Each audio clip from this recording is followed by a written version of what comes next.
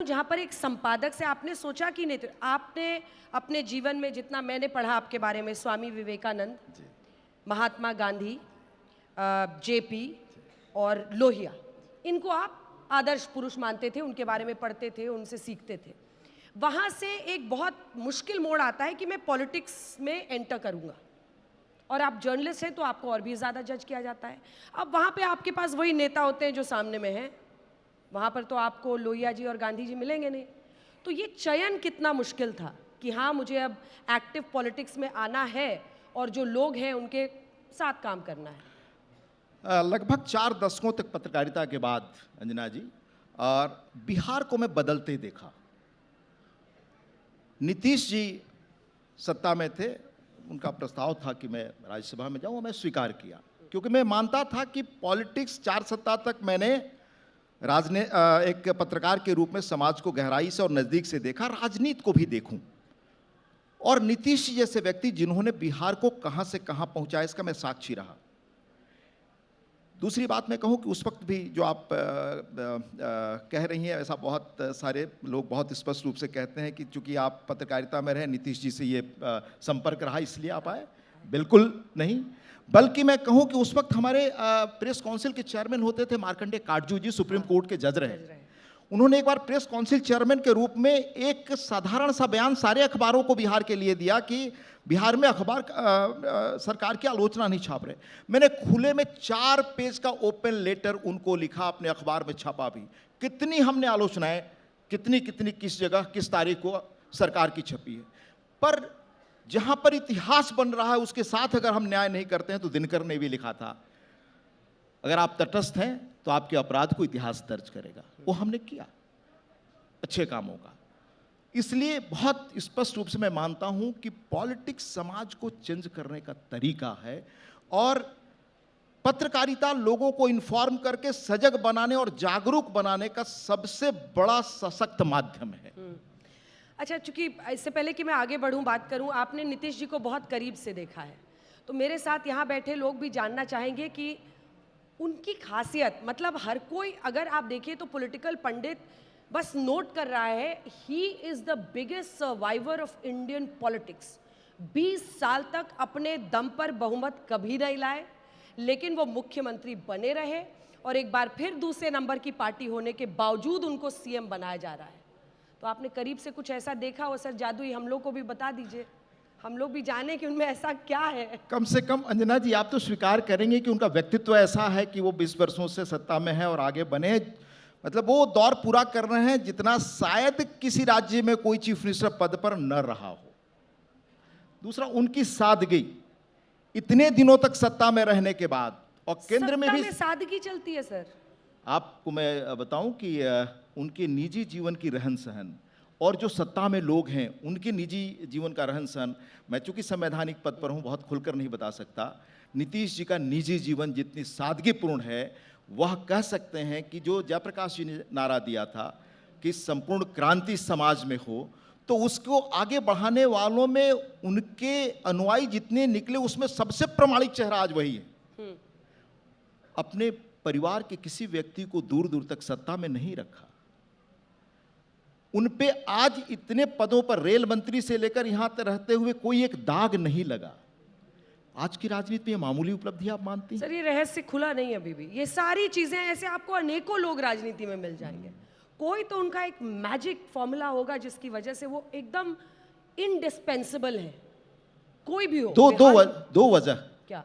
पहला, जिन लोगों ने बिहार में अपना समय गुजारा है 2005 के पहले तक, वो उस बिहार को देखकर समझ सकते हैं वो बिहार कहाँ था।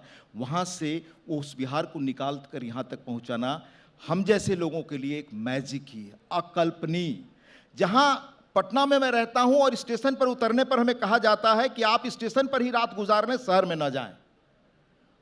उस राज्य में नक्सल इलाकों में 2 बजे रात को गुजरना, चले जाना, नक्सल मूवमेंट का स्वतः कमजोर हो जाना, क्योंकि उन लोगों को अवसर देना, सत्ता से जोड़ना, और महिलाओं को, आप बिहार के सामंती, आपने तो नजदीक से देखा होगा, बिहार में जो सामंती मानस था, वहां लड़कियां साइकिल लेकर स्कूल जा सकती हैं, ग्रामीण इलाकों में अकल्पनीय बात थी।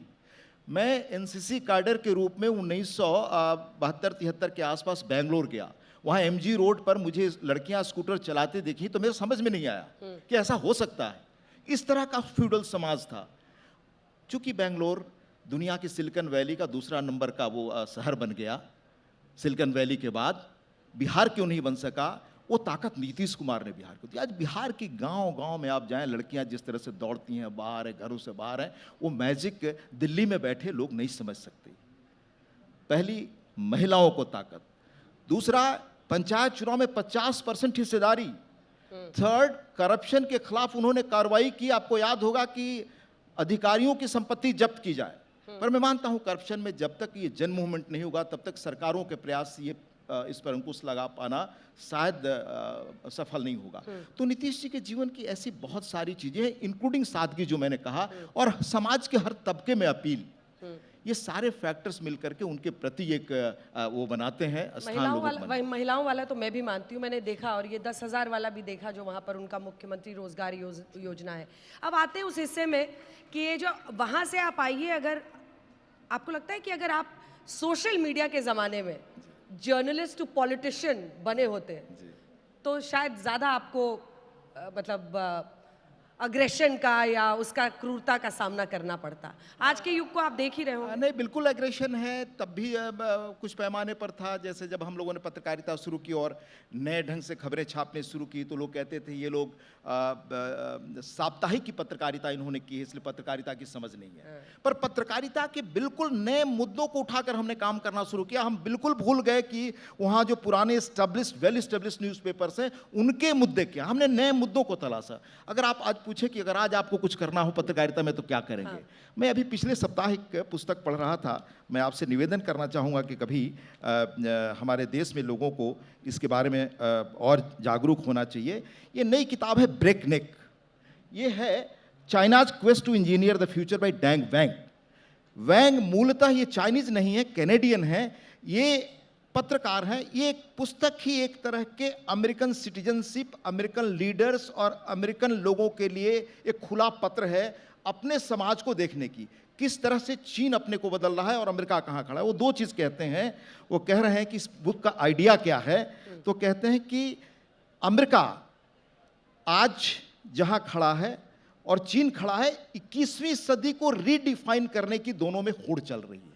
पर अमेरिका का बैकग्राउंड क्या है, उनको मैं कोट करूं एक तरह से, the starkest contrast between the two countries is the competition that will define the 21st century. An American elite made up mostly lawyers excelling at obstruction. यानी सारे वकील वहां पॉलिटिक्स में हैं, आगे हैं, जो एक्सेल करते हैं ऑब्स्ट्रक्शन में, चीजों को रोक देने में, बाधित कर देने में। Whereas versus a Chinese technocratic class made up of mostly engineers that excels construction. और चीन में सारे इंजीनियरिंग बैकग्राउंड के लोग हैं। 78 में जब चीन बदलना शुरू किया तब भारत कई चीज़ों में उनसे बहुत आगे था, अंजना जी। और देंग सियाओपिंग ने तब से वहाँ इंजीनियर्स को पॉलिटिक्स में इंट्रोड्यूस करना शुरू किया। वो एक उदाहरण देते हैं, उसका असर क्या पड़ा। मैं अपने भारत से जुड़ूंगा, भारत के लिए बहुत इंपॉर्टेंट है। 2008 में California voters approved the building of A high speed rail link between San Francisco and Los Angeles. This was also the time when China began the construction of a high-speed rail line between Beijing and Shanghai. Beijing Shanghai में और उधर San Francisco Los Angeles में साथ बनना शुरू हुआ high speed की rail.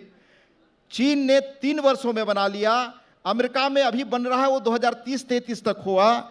चीन इस 1300 किलोमीटर में 36 बिलियन में अपना खर्च करके पूरा किया। अमेरिका का भी एस्टिमेट है कि 1.28 बिलियन डॉलर्स लगेंगे। हमारे यहाँ जब माननीय प्रधानमंत्री जी सत्ता में आए 14 के बाद, तो आपको याद होगा हिमाचल से लेकर रेलवेज में अनेक 52-53 के प्रोजेक्ट्स लटके हुए हैं, आज तक लटके थे, उनको पूरा करने में समय लग रहा है। यानी चीज़ों में जब तक आप परफॉर्मेंस में एक्सेल न करेंगे, कैसे टेक्नोलॉजी आज की दुनिया को बदल रही है। जब हम लोग बड़े हो रहे थे, पत्रकारिता में आए तो विचार बदलते थे। विचारों के बारे में था कि फ्रांस की क्रांति के बाद विचारों का जो प्रवाह आया, गांधी से लेकर के और उसके पहले तक रूस, चीन, वियतनाम से लेकर फ्रांस की क्रांति तक वैचारिक ढंग से चीज़ें चली। उसके बाद टेक्नोलॉजी आगे आई। 2008 में लगभग 2008 या अभी हाल में ग्रेजुअल पुस्तक आई, एक अमेरिकन सोशियोलॉजिस्ट की, उसने कहा कि इन दोनों के बीच यानी टेक्नोलॉजी और विचार के बीच ये दौड़ जो चलती रही खरगोश और कछुए की तरह, लगभग 100 साल बाद यानी फ्रांस क्रांति के विचारों के उद्गम के 100 साल बाद टेक्नोलॉजी, आपका इंडस्ट्रियल रिवोल्यूशन हुआ, आज 4th स्टेज में टेक्नोलॉजी है, आज एआई का ज़माना है, आज टेक्नोलॉजी दुनिया को बदल रही, विचार कम बदल रही। इस टेक्नोलॉजी के अनुरूप भारत को जागरूक करने का काम, लोगों को बताने का काम, अगर मैं पत्रकारिता करूं तो मेरे लिए प्रायोरिटी होती कि मैं लोगों को बता सकूं, जोड़ सकूं कि हम इसमें पीछे ना पड़ें, आगे जाएं।